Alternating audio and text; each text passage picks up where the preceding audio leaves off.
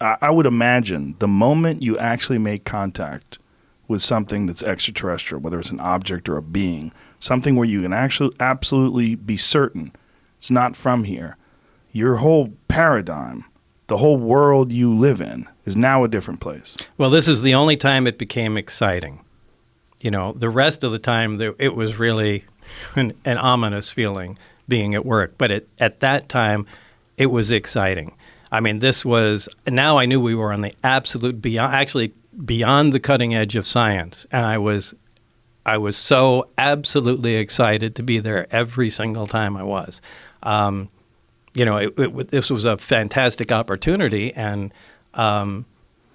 however, in short order, it began to concern me. We really have no idea what we're talking about.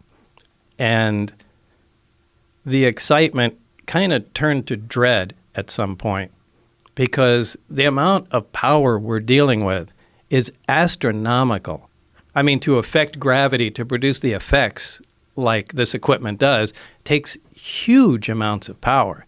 And I've given the example before of, taking a small portable nuclear reactor and, putting it back into Victorian times, with the scientists of the time, and just dropping it in a room. And they come and look at it and see that it's producing power and wonder how it works. So they start taking it apart. And as soon as they get some of the shielding off, the people are going to drop dead because of the radiation inside. Now, the people have no idea that radiation even exists back then. But anybody that comes in to check on them will also drop dead. And, there's no reason that exact scenario couldn't happen with what we're dealing with. We have no idea how the physics operate within this thing. The power levels are, like I said, astronomical. Like, it's incredibly dangerous to tinker with something like that. And, in some respects, we were guinea pigs, just try to find out how to make this thing. So they had a series, as far as you surmised, they had a series of different scientists try to back engineer this thing, try to figure out what this thing was, and they would bring in new people and let's throw Bob at it. Yeah.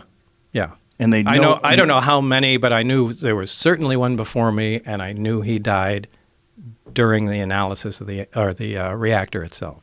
And you don't know how many have worked on it, and no one gave any This could have been indication. there for 50 years. It could have been there for 5 years. Follow or subscribe for Joe Rogan.